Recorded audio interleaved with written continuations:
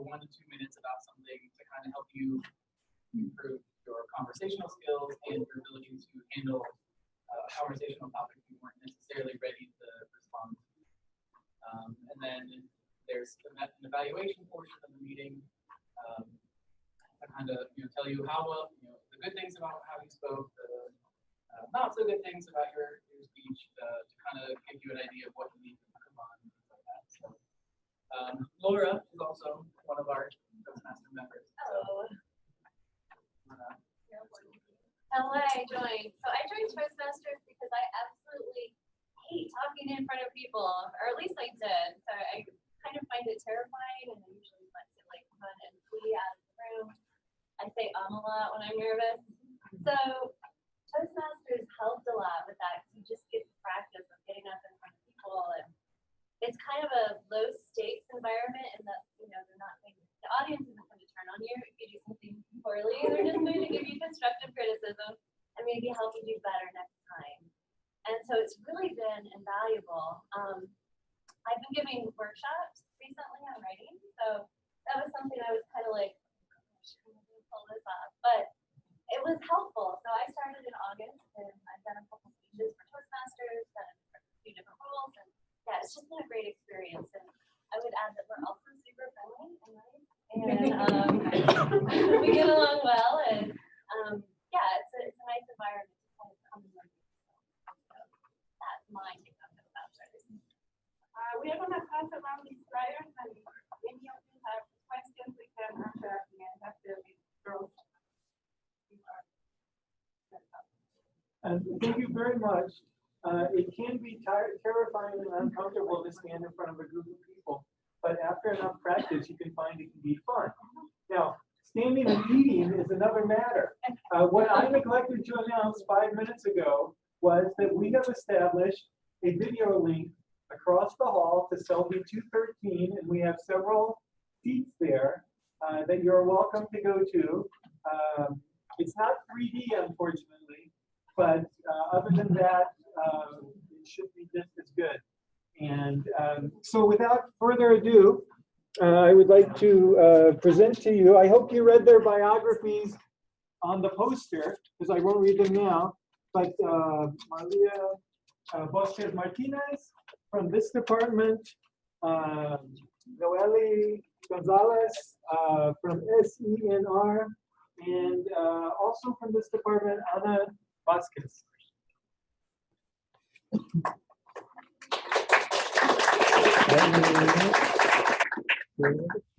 you for the food. Oh yes, and the food was prepared by Elena Thompson of the Caribbean country of Colombia, and a recipe popular in Puerto Rico. So we will go to the first slide.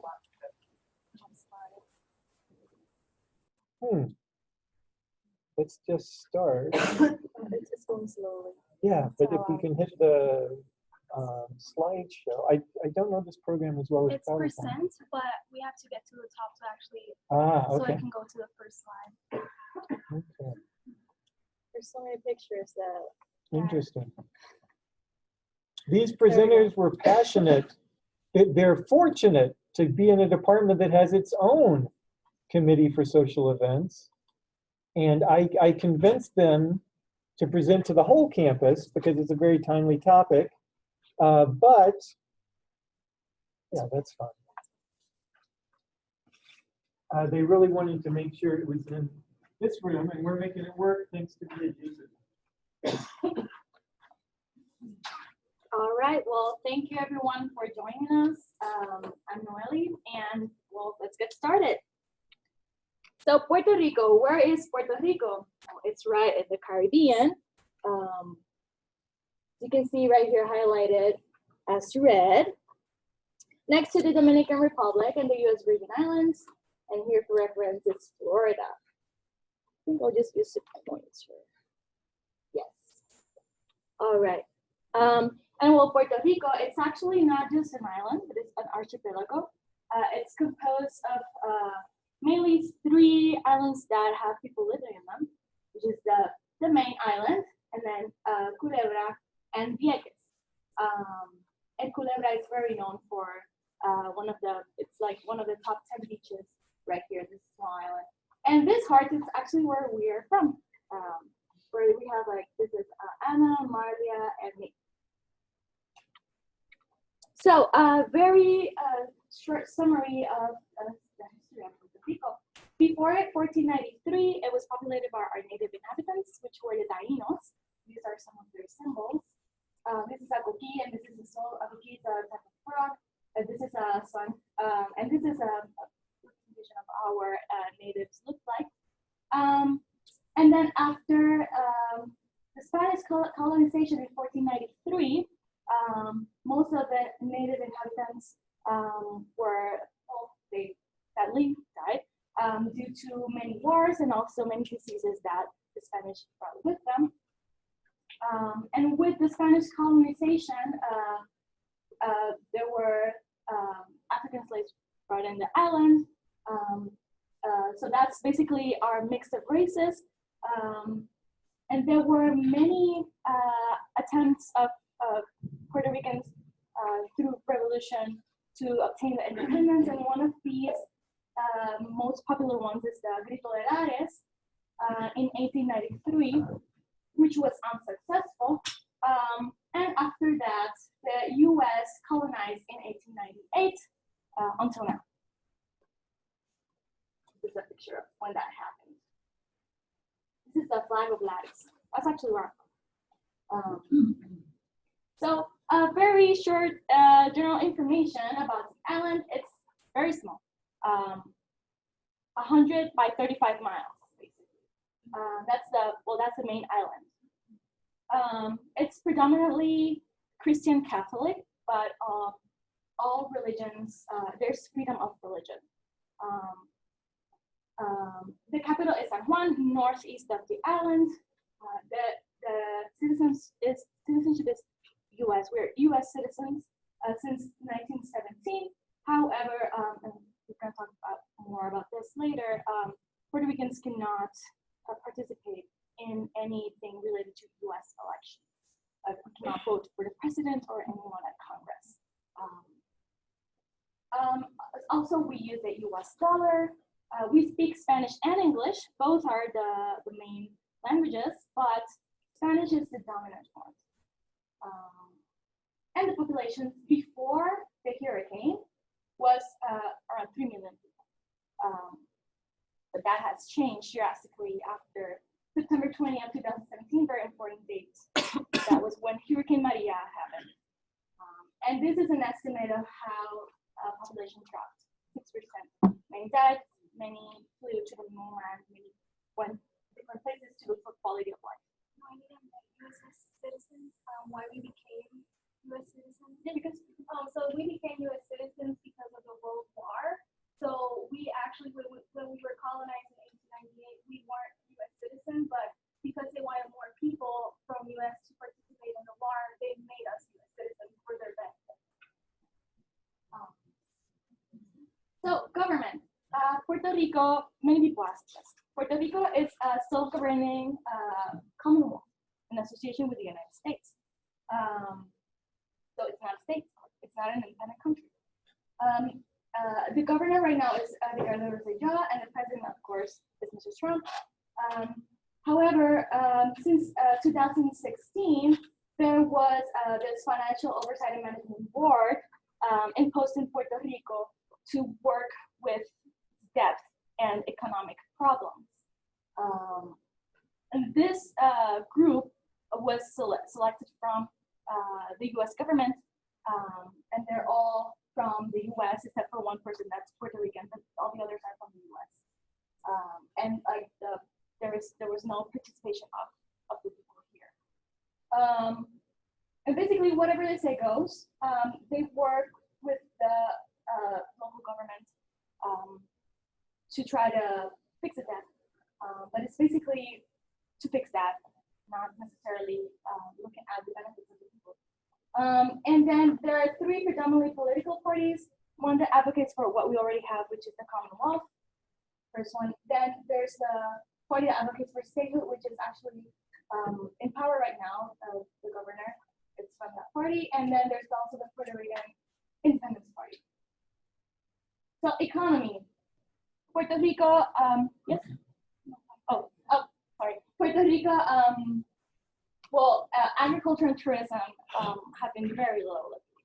And it's something that many people are working towards to improve. But Puerto Rico does not have a good economy.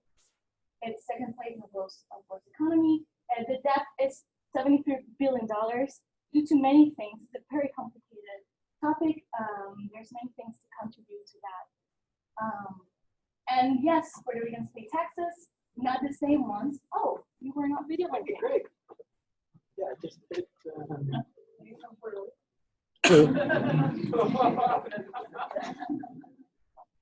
hello and welcome to the presentation. And let's continue. All right, so let's continue. And then continuing the debt. Yes, $73 billion. The oversight board is working towards paying the debt for other people in the states, which has led to many cuts to the University of Puerto Rico, around $500 million. Many schools closing. These two limiting the access of education to kids and also to people that want to go to college. And well, it's very, to summarize this, it's hard to live there. If there's high cost of living, high unemployment rates, so it's a complicated system.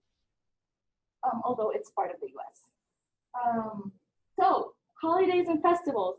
Puerto Ricans are very distinguished about this from this because we make lots of parties. We celebrate many things as much as we can because we are happy people that want to celebrate everything.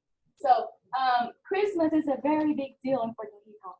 And although it's supposed to be December 25, sorry, it actually starts like in Thanksgiving or even earlier, and people are already decorating. And we also celebrated Three Kings Day, which is also a holiday in many Latin American countries. And then we end Christmas, the whole Christmas celebration, we ended around the end of January, which that's when the Fiesta of la Calle San Sebastián happened. Very great festival. But there's festivals of everything. There's festivals of the orange, of the plantain, of the bananas, of the coffee, of everything, every month. Everywhere you want to go, there's always something happening in every municipality. So these are some of the pictures.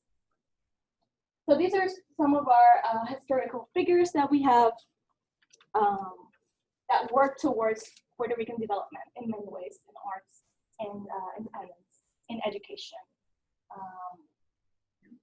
anything. And these are some of our national symbols. So we have the coquí, which is our endemic frog. These are all endemic. El Viejo San Juan, La Garita del Morro. This is a very popular place to go visit in the old San Juan. We have the Puerto Rican parrot, which is, how to say? Yes, but it's, no, yes, endangered species, thank you. People, there's lots of research going into trying to save these parrots. We have the maga flower and the ceiba, which is a tree. So temperature and rainfall. Many people ask, how hot is it in Puerto Rico? It's very hot. Every year, all year. We don't have seasons. We have rain and drought seasons. But not really. We have rain and less rain. And it's around the 70 degrees, maybe 60 degrees to like 100. So in Christmas time, it's where it's fresher, it's colder. It's around, in the mountains, around 60 degrees during the night maybe. And then in the coast, it's always very hot. It's like 80s and up. And precipitation, Puerto Rico has lots of rain in the north and the center. The north, it's full of valleys. The center is mountains. And then the south, it's semi-arid and arid. which is very interesting. So that leads Puerto Rico to have a very diverse ecosystem, many different climates.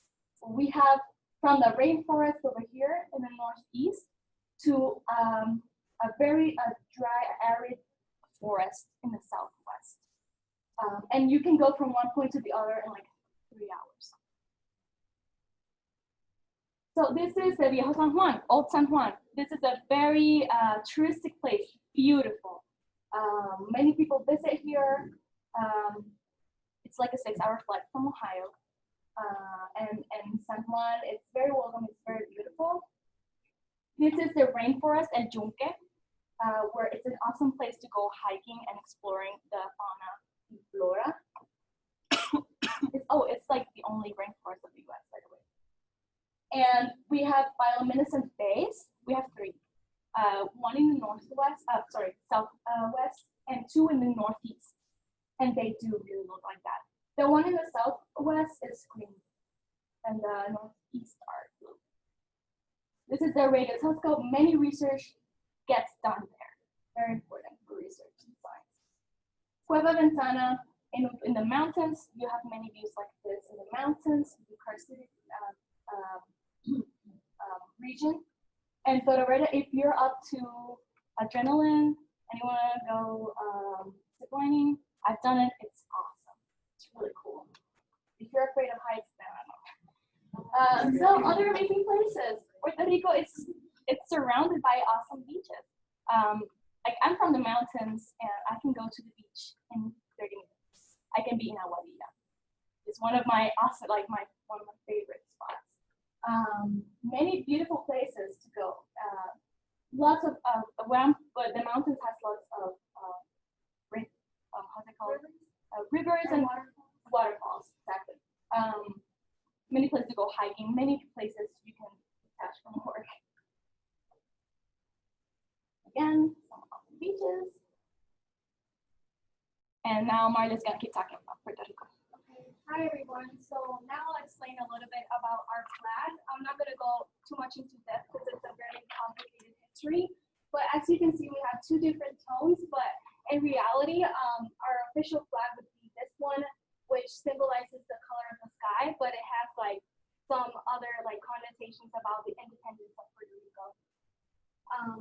So now I'll talk about Puerto Rican cuisine. Everyone who knows me knows I love food and I take it very seriously, so I've traveled a lot. But I can say that Puerto Rican food is one of the tastiest food you can ever try in your life. So there's restaurants in Cleveland if anyone is interested in going and trying like really authentic Puerto Rican food. So our main herbs would be cilantro, culantro, and oregano. So we use it a lot for cooking. And our basis for cooking are adobo and sofrito. So adobo is like a powder of a mix of garlic, oregano, basil, salt, pepper, and a bunch of other great stuff. We have sofrito, which is like a base we make on a blender. It has also peppers, garlic, regao, cilantro, and a bunch of other vegetables, and we use that as a base to make a lot of like stews and soups. And another important aspect of our cuisine is the achote, which is like a seed that we cook, and when you cook it in the oil, the pigment get out, and we can use that for cooking rice, and that's what gives the yellow color to the rice. And a lot of people think because we're Hispanic, everyone like loves spicy food. In reality, Puerto Ricans don't use a lot of spicy food. It's more about the sweet and sour combination of the food. So a lot of like lime and tomato mixed with like sweet plantains. So it's a really nice combination of all the different foods. And here we have like a super common lunch. We have fried plantains, rice and beans, and some chicken and avocado. Really good food. Okay, so here we have a bunch of beautiful, delicious food. I'm not going to go into detail, but if anyone wants to talk with me later, I can give you recipes or anything. It's super delicious. We have a lot of food that is made with either tubers and roots and a lot of plantains. So, and we also obviously have a lot of fresh fish. So if you go to a restaurant, you're going to probably have fish that was a fish that day. Now we also have a bunch of super delicious desserts too, and we actually were the creators of the piña colada, and then the Viejo San Juan was where it was first made. But we do have a lot of other different desserts. We have our own version of moonshine, which is pitorro, and it's really good, but it's really strong. We are coffee addicts, so almost all Puerto Ricans drink coffee. It's super delicious. It's really good quality. If you ever go, you need to go to an authentic coffee shop and try our coffee, because I would say it's one of the best coffees in the world. And so we have different pastries. Most of them come from our Spanish heritage. So it's a really great combination of different pastries and desserts. As I said, you can ask me later if you want. And we have some recognized companies. We have our own like beer, which is Medalla Light. In our college, we drink it a lot because it's really cheap compared to the beer here, but yeah. So we have Don Cool, it's a hard liquor. We have Bacardi, and they're all manufactured in Puerto Rico too. So now to talk about the history of agriculture. It's a really complicated history, but it's really interesting. So it all started with Taínos and sustainability. So actually Taínos they had a very holistic view of agriculture. So it was, they did grow corn, they grow cassava, they grow a bunch of different vegetables, but they really cared for the environment and the whole ecosystem. So, but unfortunately, when the Spanish colonized Puerto Rico, they were mostly just focusing on monoculturing, just producing a lot of sugarcane, a lot of animals for fur, and stuff like that. And because of the colonization, a lot of, like Noeli explained, a lot of Taínos died, and they had to like go to the mountain, and that's where the concept of el jíbaro came for the first time. So the jíbaro, we use it a lot in Puerto Rico, and it has different meanings, but the original meanings were the Taínos who flew to the mountain to escape the Spanish colonization. And since they were secluding in the mountain, they had to actually get African slaves to work for farming, since there was not a lot of Taínos. So that's where our African heritage comes from, since they had to bring all the slaves from Africa. So then, unfortunately, with them we got colonized by the United States, so that shifts agriculture into a different aspect. So we still produce a lot of sugar cane, but we started producing a lot of coffee, we started producing a lot of tobacco. And from that point on, agriculture has had its very ups and downs, I would say, because of the Great Depression, the World War, and the jíbaro, which was first the Taínos, it got converted then into like this pride we have from our heritage. But then in the industrialization, what happened is that the jíbaro became like a derogatory mark, where like it's people who are uneducated, who are ignorant.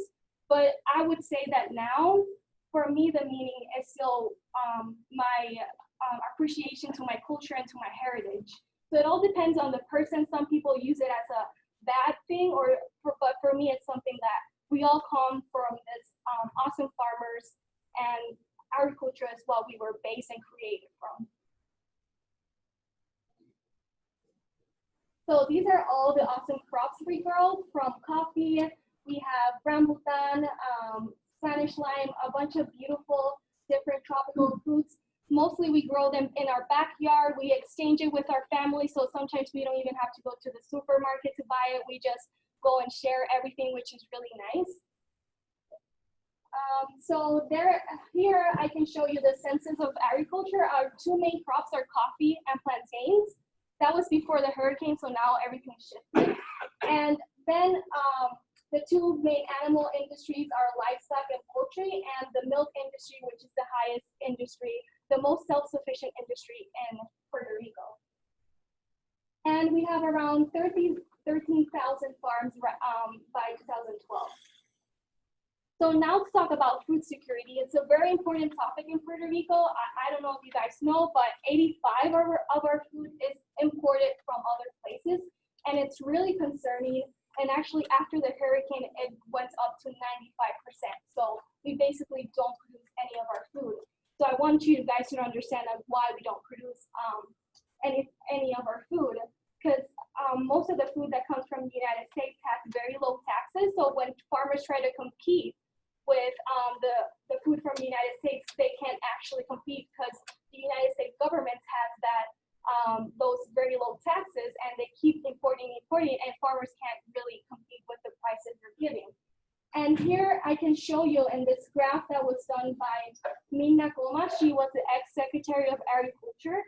We can see that the green one is all the percent of imports that we receive from different countries compared to the orange, which was the ones we produce ourselves. So as you can see, basically everything is imported and only this amount of food is produced. And here's just a way of illustrating it by the specific foods we eat too. So you can see that the green is the majority. So part of the other problem I wanted to mention about food security is the Jones Act. That's why part of our economy is so bad right now in Puerto Rico, because the Jones Act is a law that we only get shipment from United States ships.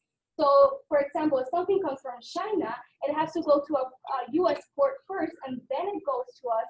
So that not only decreases the freshness of our food, but it increases the price of our food.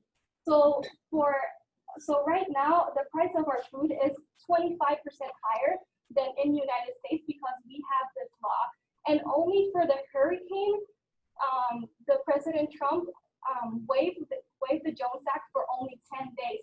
But we obviously needed that for much more days because there were people dying because they didn't have food. So yeah, it's a very complicated topic, but if anyone wants to know about this later, we can talk about it. And we have a lot of great athletes. I'm not gonna talk about a lot about this, but I just wanna highlight Roberto Clemente. He is a great athlete and great human being. He was the first Hispanic to get into the Hall of Fame. We have other great baseball players. We have boxing legends. We have basketball players in the NBA. We have a little bit of everything. We got in sports a lot of awesome women too. We got Monica Puig. She was actually the first Olympic gold for Puerto Rico. And we have Adriana Diaz Gonzalez and even Manny Santiago, which is a professional skateboarder. And now I'm gonna let you with Anna. She's gonna talk about art and cool stuff. Everyone. Okay, so I want to talk about scientific efforts in Puerto Rico concerning the art sector engaging with the community. And one of it was the creation of the DIVETCO, which is the Division to Educate the Community, which was a government agency where they attended specific topics about the economy, hygiene, education, and democracy in Puerto Rico, but their main target was remote communities. So what they would do is that they had a graphics section where they made posters about messages or promotion of videos, and the videos that were filmed were about these messages that I already explained, and they engaged the same community that they targeted. So these remote communities became the stars of their own films, as you can see in the video. The film industry in Puerto Rico is thriving. They have had significant successes, at least in Puerto Rico and Latin America. One of them is the film Maldamores, which was produced by Benicio del Toro. There's also Broche de Oro, the critically acclaimed film Antes que cante el gallo, and Lo que le pasó a Santiago, which is the first Puerto Rican film to be nominated for a Best Foreign Film in the Academy Awards. Some notable actors and actresses from Puerto Rico are Benicio del Toro, Raúl Julián, which is mostly known for his role as Gomez Adams in the Addams Family films adaptation, and one of the few EGOT, which is Emmy, Grammy, Oscar, and Tony Award-winning actress Rita Moreno, mostly known for her role in West Side Story. And in case you were wondering, I picked that specific photo of Benicio del Toro, where he's giving a commencement speech 2 years ago in the same university that we graduated from. Okay. And about art, I wanted to start off with Francisco Yer. And Francisco Yer is a painter mostly known for his impressionist works, and he became the only Latin America to help in the development of impressionism. So in this photo here, we have Francisco Yer with some of his very famous impressionist friends, including Cezanne and Pizarro. And in this photo on the right, we have Francisco Yer photoshopped with other famous impressionist artist for an advertisement for a 2017 art exhibition from last year in Puerto Rico titled Impressionism and the Caribbean, Francisco Yer and his Transatlantic Work. And I really like this promotion because they're edited in a very famous bar in the old San Juan, which is rated one of the top 50 bars in the world, called the Factoria. And these are some of Francisco Yer's famous works, including Impressionism, still lifes, including tropical fruits, and other portraits, including this one, which is Rafael Cordero. And him and his sister are considered the father and the mother of public education in Puerto Rico. Lorenzo Mar is a painter and printmaker. He was the director of the graphics section of the Rico. He's also attributed the creation of the logo for the Institute of Puerto Rican Culture, and he's considered one of the best in the graphic arts tradition in Puerto Rico. These are some of his stylographies, which are carvings in wood that are then splattered in paint and printed on paper. One of them, the first one is a quote with Pedro Albizu's Campo, which was mentioned earlier. And the second one is a plena song, which I will be talking about later, which references a bad weather, or more specifically, a hurricane. Rafael Tufiño is also a painter and printmaker. He did contribute to the Deveco, and he also had a screen named after him in 2013. He's considered the painter of the people. He portrayed a lot of Puerto Rican daily life in his paintings. These are some of his creations. The first one is sugarcane workers with their machetes. This one right here is another Deveco film. Title is Santero, which is about this man called Don Zoilo, which carves saints out of wood. And the one in the middle is actually one of my favorites, which is called Psychoanalysis of the Vigilante. And Vigilante is actually a character very notable in Puerto Rican festivals, mostly recognized because of their masks that have a lot of horns and colorful colors. Mirna Baez, sadly she passed away this year, another painter and printmaker. She was an apprentice for Lorenzo Mar. Here we have a poster that Lorenzo Mar made for her for an exhibition, and a mural that was made for her in front of the Art Students League in Old Summer, where she used to teach. She's mostly known for her experimental designs and her incorporation of landscapes inside ambiguous interiors, and she would incorporate herself in various of her paintings. Okay, now to music. Jibaro music, as Marlia explained, are people associate, like farmers associated to the country life. And so this is one of the earliest music from Puerto Rico. Let me see if we can hear it. I don't know if we can. Yeah, we had turned down the volume earlier because of feedback, but let's see if we get lucky. Okay.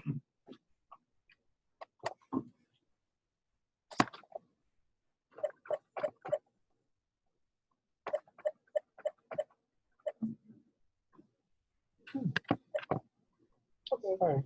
I know what to do. Well, there will be a Google Doc that will be sent, or that will be sent later with all of these links and all this music, so we can hear it. Sadly, we can't hear it now, but this is the earliest that we have of Jibaro music, and what predominates is the guitar, as we have in this other Deveco poster. The guitar followed with percussion made by guiros, but there's other instruments that can be incorporated. Oh, and the Puerto Rican cuatro, which is a smaller version of a guitar.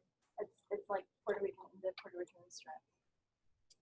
And the second one we have is bomba. This was created by the African slaves in the 1800s, but it actually started to be recorded by the 20th century. And this one is characterized more from the barrels that we have here that are actually drums made by rum barrels, and all of them play the same rhythm at the same time. But when a dancer enters the dance floor, the dancer improvises moves that are then followed by the drum, in this case, the one in the middle. So we can't really hear it, but maybe if you look really closely, you can see that the way she's stepping and the way she's moving her hands, the drummer is trying to do the same thing. Again, we'll send these videos later just so you can observe it better and hear it. But yeah, that's basically how it works. And here we have plena. Plena is a derivation from bomba, and it's one specific rhythm, but followed with a narrative. So the narrative could be social commentary, political protest, or just satirical commentary. This specific video, which, well, I will not show it because we can't play it, but this video has the Grammy-nominated group Viento de Agua, and the leader of this group actually described Plena as the newspaper of the people. It's characterized by the use of the pandereta, which is this instrument right here, with this other direct composer by Lorenzo Mar, which is basically a tambourine but without the jingles and accompanied by a guiro. And this genre, most probably you've either danced it or heard it, it's salsa. Salsa is actually not created by Puerto Ricans, it's more of a mesh of Cuban and Puerto Rican genres, but Puerto Ricans have particularly excelled in this genre, and this group is called El Gran Combo de Puerto Rico, which is one of the most famous salsa groups, and they have been together for and still playing for more than 50 years. Sadly, we can't play it. And of course, Puerto Ricans have been famous in other genres. We have Daddy Yankee and Luis Fonsi, which is basically self-explanatory. We have Ricky Martin. We have Presidenta, who's not so famous in the English-speaking language, but is ridiculously famous in Latin America and surprisingly Europe. And Marc Anthony. Okay, so in September 20, 2017, we were hit by a Category 5, which is 175 miles per hour wind hurricane that went right through Puerto Rico and after that day, our history and our lifestyle drastically changed.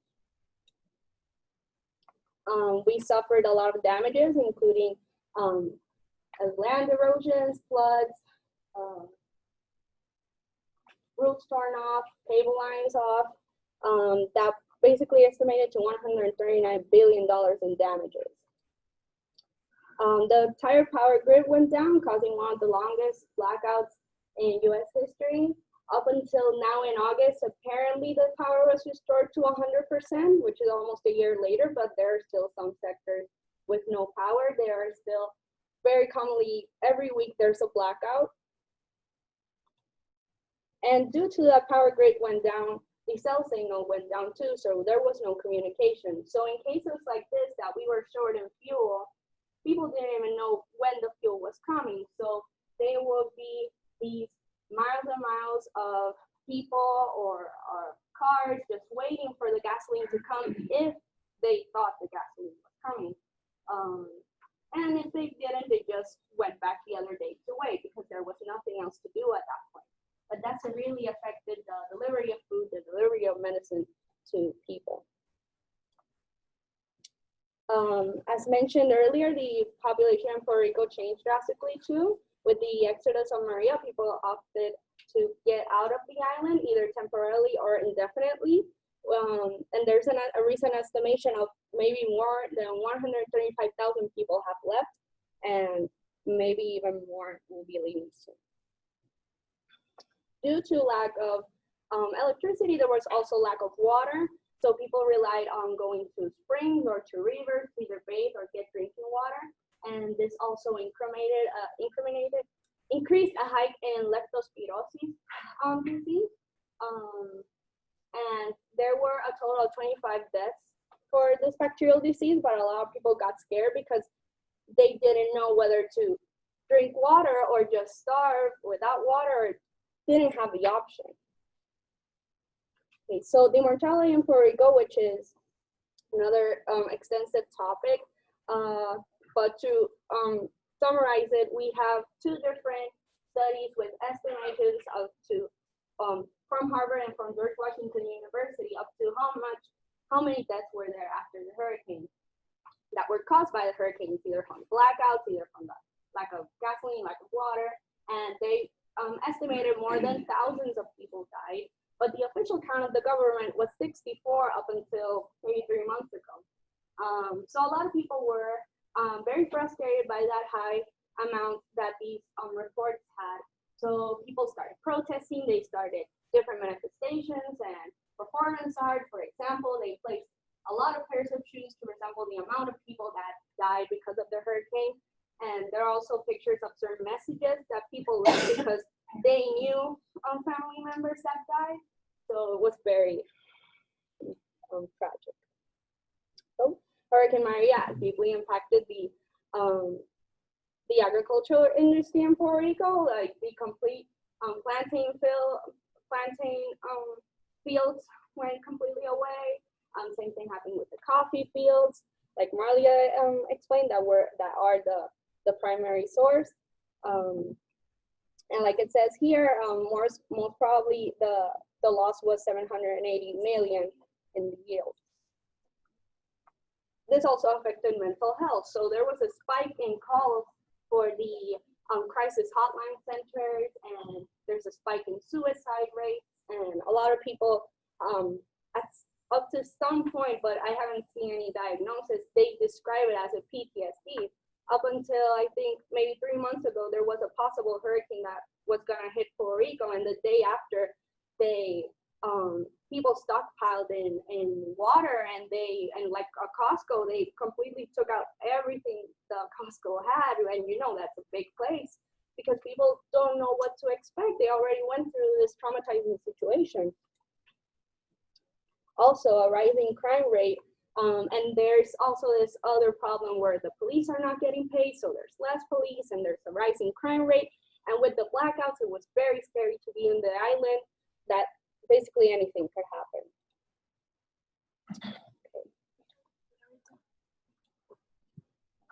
Okay. I don't know if this video.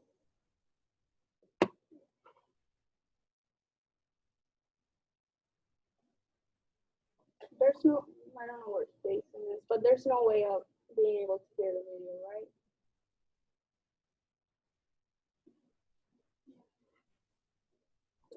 They can just watch it later. Yeah. Is there a way that we could make it, because we were listening. Every time you turn the volume up, you get that feedback. Okay. That's fine. We can just talk. Okay.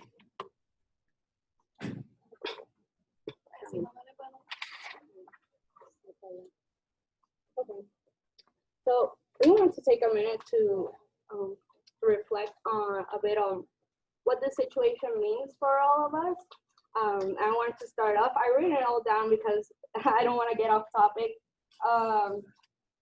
It was a very particular experience going through the hurricane. There was constant stress and anxiety over what will happen next, when we'll be able to have fresh food and water. How are my family members and friends doing? Because we didn't have any cell signal. Sometimes we had to wait more than a month to know what was going on. How our homeland would change, how the landscape would change, and how many people that already had a lack of resources, that already lived below the poverty line, would be affected after this hurricane. And it was astonishing, the fact that I was asking myself these questions, because before September 20th, there was no way that I would expect that any of this was going to happen. The following weeks after the hurricane, the only thing that was on the news was news regarding the aftermath, and nothing was good news. It was all negative. It was almost like Groundhog Day. It was the same thing over and over again. And it was difficult to see family having to move out of Puerto Rico, businesses shutting down, and fellow students struggling to make ends meet that didn't have enough money to study. With the university cuts, credits went high, credit price. And the reality is that recovery has been a long, slow process, especially when it's coupled with the ongoing economic crisis and bad administration by the local government. And it's incredible how the seriousness of this historic and tragic event is still being misinterpreted. Right. So when that happened, me and Marta were already here, starting our master's master's project. And so Anna was there, and she can give a very detailed explanation of everything she went through. And then we were here, and we didn't know anything about our families. Completely disconnected. What happened? Are they okay? Are they suffering? Do they have food? Do they have water? We didn't know anything. Do they even have a ceiling? We didn't know. And we were here taking classes and everything, trying to focus through all the exams and all that. And I think that everyone that was here in the States or somewhere else where you have communication feels the same way. That feeling, I've never felt anything worse in my life of not knowing anything about my loved ones. Because everyone from our family is there.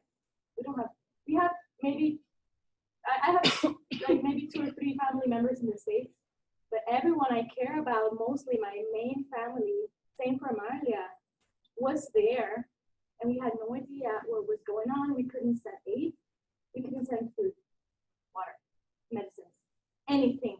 So it was like a week or 2 of not knowing anything, absolutely anything about your family, but hearing about Puerto Rico's devastation through all the media. So that's my story. Yeah, my story is very similar. I found out about my family like a week later after the hurricane happened. They had to go and drive like for 4 hours to actually find signal to call me for like 10 minutes to say they were alive. So the aftermath is really bad. It affected each family different. For my family, my dad had to leave Puerto Rico and he had to go to Florida to actually work. So he had to leave all of my family. Sorry, he had to leave all of my family. So yeah, it's been really hard. And many people left, like Maria's dad. Many people had no electricity or water, clean water, for months. My dad, I know my parents didn't have electricity for like 9 months. How do you survive without electricity, especially when someone in your family needs it for help? How can you store your insulin, medicines, basic things? How can you store your food? So there were moments that my parents told me they didn't know if they were gonna have food the next 2 days because there's no way to store it. So it's a very hard situation. Speaking from what I mean is like this is a U.S. territory, and what we thought that was gonna happen is that everyone, our fellow partners in the governments, will be more responsible with the situation, and even the local government. But well, as we saw, no one was 100% prepared for this catastrophe. Almost category 5. It was in category 5 for like 5 miles, something like that. So yeah, we just wanted to let you know that the situation is bad, and it's still bad. There's still people that don't have electricity or water. People have left their houses, moved somewhere else in the island where water and food is accessible and electricity. My parents, like I said 9 months, but actually it's because they had to get in debt to put solar electricity in their house because the grid wasn't on until like 4 months ago. So it was very severe. So you guys know how it's really going on.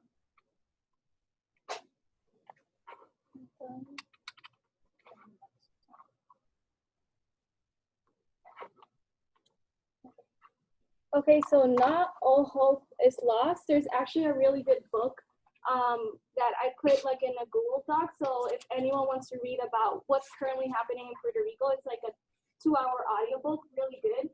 So there's a lot of grassroots efforts that are currently happening. There's Casa Pueblo who are looking for solar panels and solar energy and sovereignty in that side. We have Para la Naturaleza who are trying to conserve our ecosystems. We got Brigada Solidaria del Oeste. They're just people who are helping our community. Departamento de la Comida,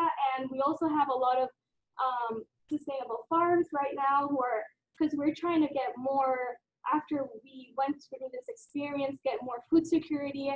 So this very good sustainable farms are trying to educate our people about the importance of agriculture and what we should do so if this ever happens again, we're more prepared.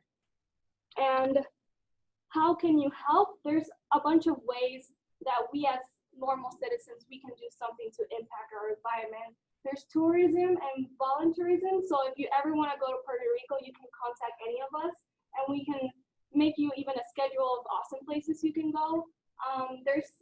You can also support local brands. We made a Google Doc where we include a lot of like different local brands you can go and see if you like anything.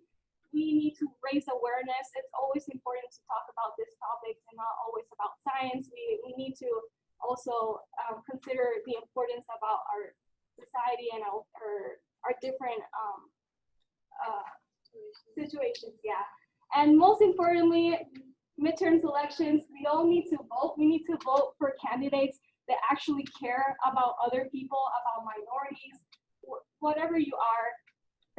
That's how the least thing we can do is vote and do our part, because we need people who actually care for us. And right now we are not really seeing that situation, and it's really bad. So yeah, I think this, yeah. Yeah, that's the end. Yeah. And yes. So, thank you.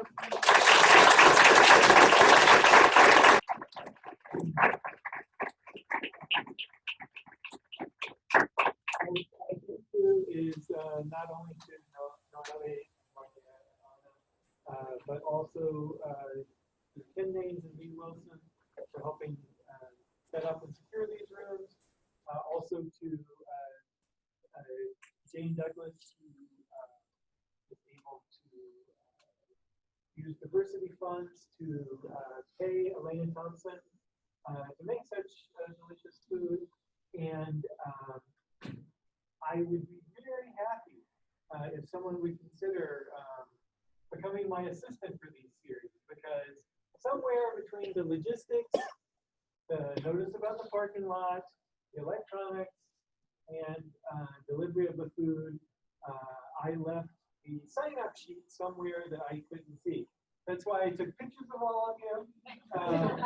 But I really hope if you were on the RSVP list, you got that notice yesterday about this event, please go ahead and click on their attended. And if you weren't on that list, I'm glad you came anyway. We even have a little bit of food left, but please email me today, because that's the way that then you, as well as the people at RSVP, will get this access to the Google Doc. And it's my best hope for proving that you are here so that I don't have to take this to myself. Please, we're going to forgo the traditional group photo, which is the way the room is configured, and because we're going to go right into, if you have to leave, leave. Otherwise, please stay for questions. In the Google Doc, we actually made our own playlist of Puerto Rican music, so you should really access that. We have a bunch of like cool stuff, like documentaries and awesome stuff. So if you want to hear more Puerto Rican music, there's everything there, more than and we have candy for anyone who wants some candy. Yeah, any questions? I have to go, but feel free to email us. Are you going to go too? Okay. Yes, you have the question. Yes, I would like to keep you asking. I was under the impression that Puerto Ricans voted for a representative. They have vote but not voice. Is that so? Don't you have a representative from Puerto Rico that is sitting in the Congress? Yes. Like Yeah. okay. So there's a video that we put in the doc that actually we have that. Like the district. Yeah. That person can go there and talk. And then, like in a grad program, do you have the option of being an Ohio resident while you're here so that you can vote? Or because, We can go if we were resident. right, but I know that any Puerto Rican who goes to any of the 50 states can vote like any American. But with graduate students, do you somehow like scholarship money. You don't have to declare Ohio resident. Wasn't that exciting? Yes, and no, it was bittersweet. No, just I'm just exercise your scared. right. Yeah, we should always. It's nice because now I can go to Puerto Rico and go to their museum. I got so many things. How long do you think it'll be before Puerto Rico is admitted as a state? As admitted as a state. You're sure that it gets that, right? I think how they, I was like, I don't know. So I don't care.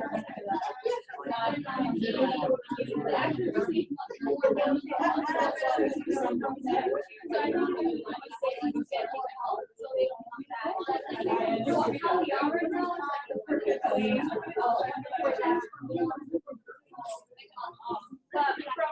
our ideology,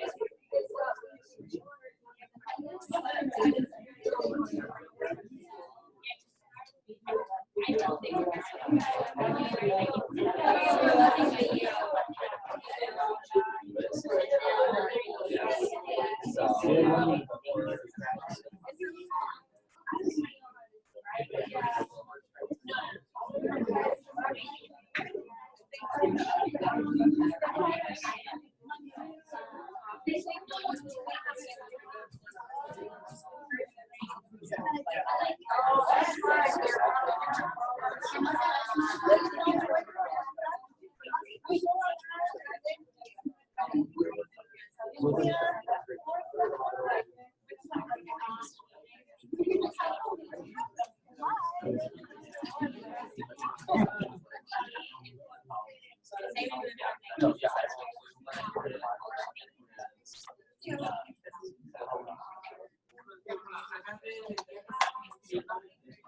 yeah.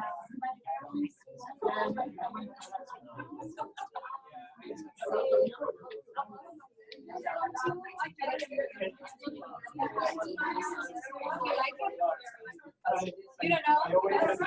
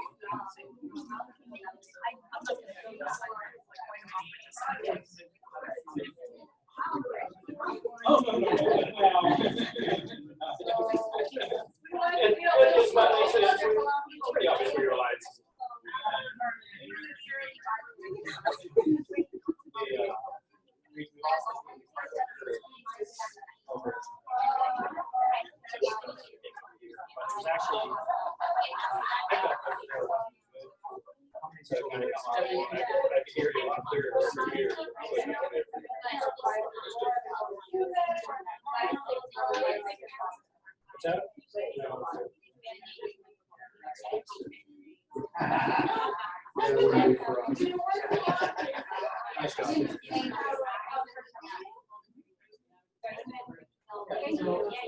People are already welcome to come as guests. You don't have to. What it's like. Pero terminó súper bien. Yo hablando, yo sentía el taco, yo no. Y yo dije, casi empiezo a llorar, yo ahí me voy. No, pero le dio el toque, le dio el toque. Lo hizo más dramático. Esto se está grabando. Ahora sí. Well, it changes. So when you enter this, you'll see Pregúntale a signs Ken, that pregúntale a Ken. radio. Yeah. Right where the yeah. There's usually a sign there that says left or right, and then just follow the sign. Do you know who we can contact? Lee?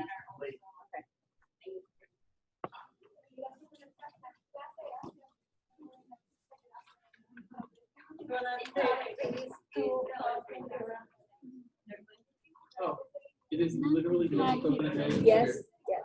And take whatever you want. If you want more candy, get it. I just don't know. Okay, that's good.